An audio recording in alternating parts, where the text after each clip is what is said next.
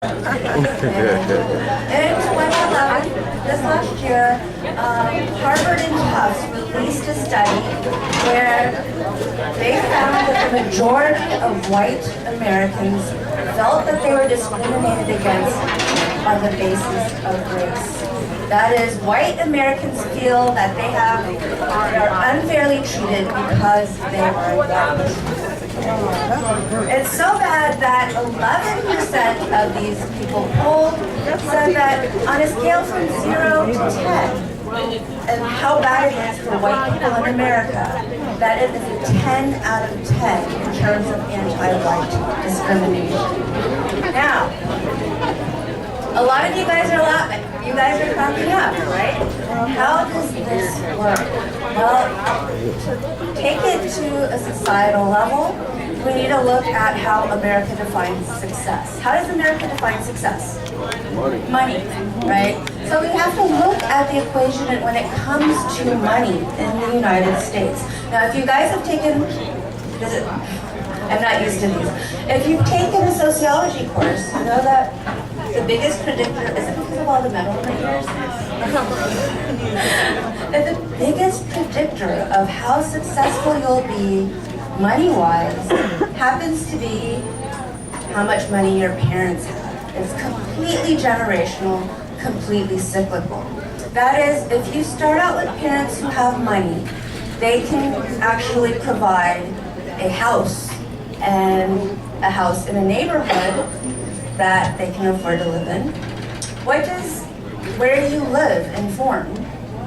What does that money go to, where you live? Education. The taxes, which immediately then go straight to the schools and the community resources. The schools that you go to then affect if you go to college or not, whether you're prepped for college, whether you are ready for college. Right? And then, of course, college affects your choice of career, which goes back to this idea of wealth. Now, when it comes to the United States, well, we have to take into account our history. Now, I'm not going to talk a lot about history because that is Professor Robinson's forte, but if you're going to look at the fact that rights were finally accorded to blacks just a few decades ago, then you already have this unequal equation when it comes to generational wealth. Okay. So, how does this look? I've pulled some numbers from the census, and remember the first thing I said, which is that whites feel that they are discriminated against on the basis of their race. In 2005, the median income for whites in America was $49,000 a year. This is full-time, year-round employed. For blacks, that number is almost $20,000 less, at $30,000 a year.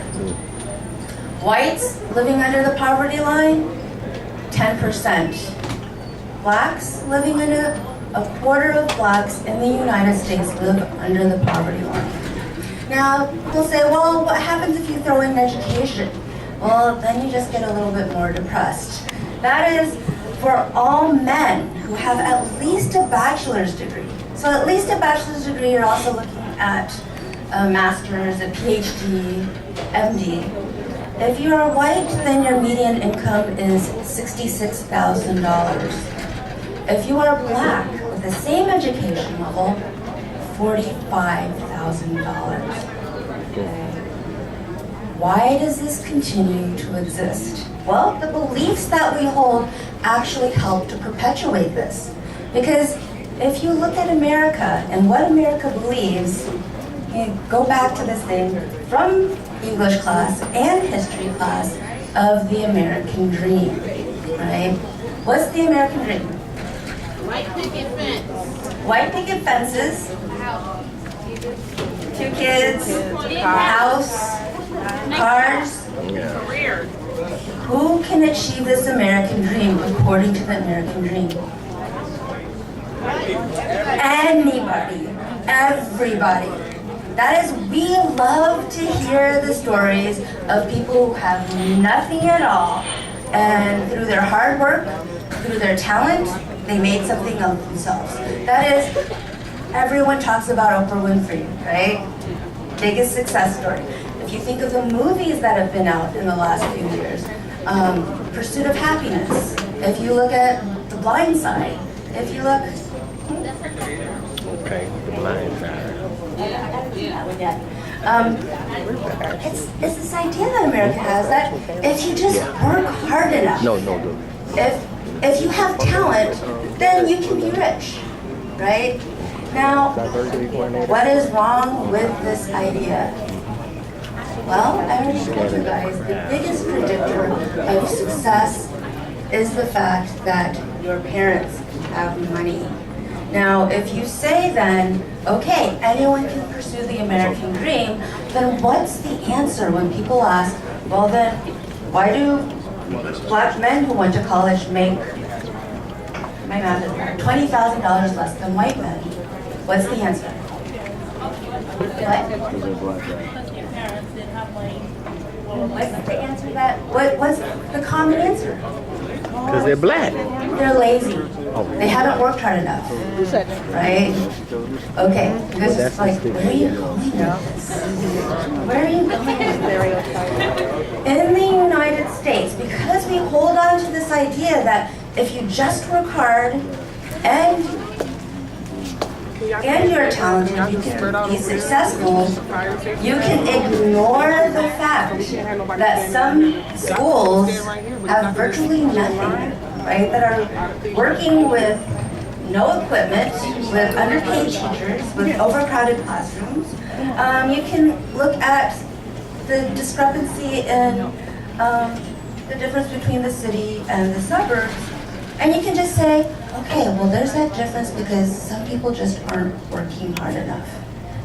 That keeping things the same, that maintaining the status quo in the United States means that you are perpetuating racial inequality. So any types of programs that address minority success actually end up getting kind of painted in a very bad light, right? We haven't reached equality yet. The numbers that I gave you say we haven't reached equality yet. However, there's this understanding that, well, we'll just place the blame on the individual. We'll just talk about individual people. That way, we don't have to do anything about society. That's where tensions arise. Because some people have an innate understanding that, no, the world is not fair. You don't just get rich from working hard. Because some of you guys work so many hours that I can't believe that you actually end up and you're sitting here in class and coming to school.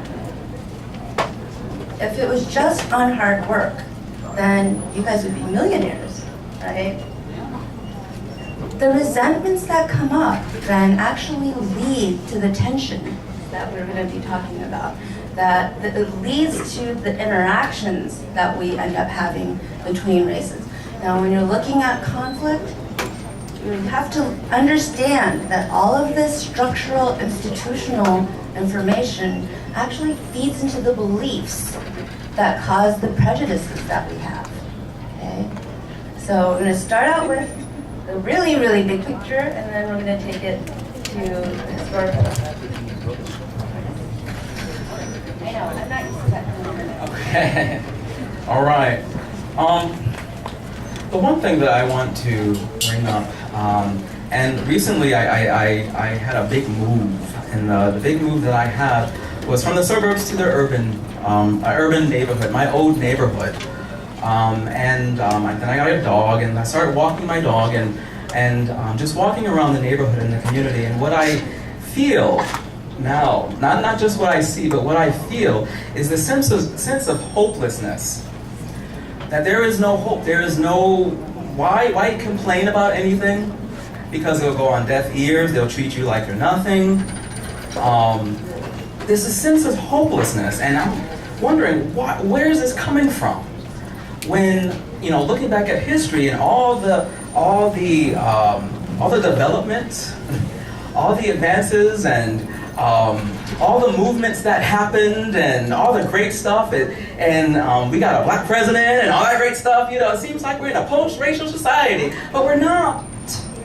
And with this hopelessness that is felt, and I'm even seeing some former students from here in the communities not thriving at all. Kind of like, what is going on? And I'm talking to them, and I'm asking, okay, what is this? And the thing about it is just like, especially when you talk about violence and racial violence and things of that nature, I have to go back to history and being a historian and understanding at one point people just did say there's no hope. We're not going to say anything, we're not going to do anything, we're just going to hopefully hope that, you know, the next generation would have it better. We're not going to talk about it, because if we go to anyone to talk about it, guess what? We can face that violence ourselves. Well, at one point, people stopped taking it, and those people that were perpetuating racial violence were apprehended, but they weren't convicted though. And what I'm talking about, and I'm going to describe, is what I say, and what some scholars have said, the hate crime that changed America. And it involved a 14-year-old boy in the 1950s, around 1955, a year after Brown versus Board of Education killed Jim Crow in public education. Just a year after, and you have one boy coming from Chicago, coming to see his relatives in the South. I know it was a different time. I know that there was a juror segregation where you see, you know, segregation all over the walls and all over everything in public accommodations. I know it was a different time, but the crime still happens.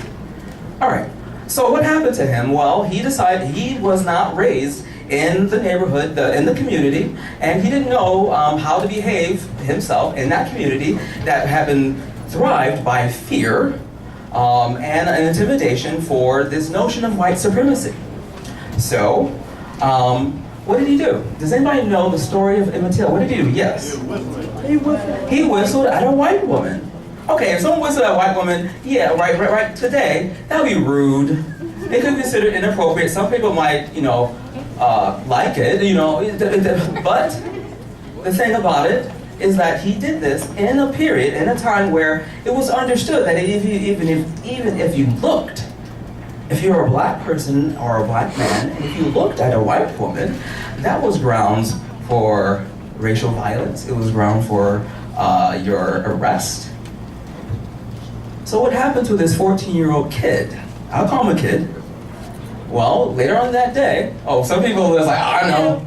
Oh yeah. Later on that day, that evening, the husband and the brother-in-law came to the house. Of course, he was, and to get through the door, they had to get through the grand-uncle, Moses Wright, who was about my height.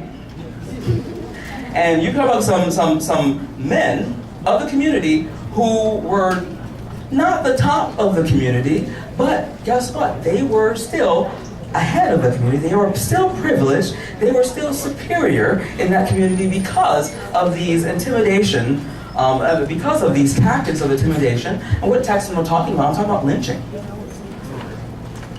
All right, so they go to him, they're talking to him, and he's not saying yes, sir. So what do? They take him out, and the family don't see him ever again alive. How did they get to the Moses Wright? Well, they said, if you want to see your next birthday, you back up and let us through.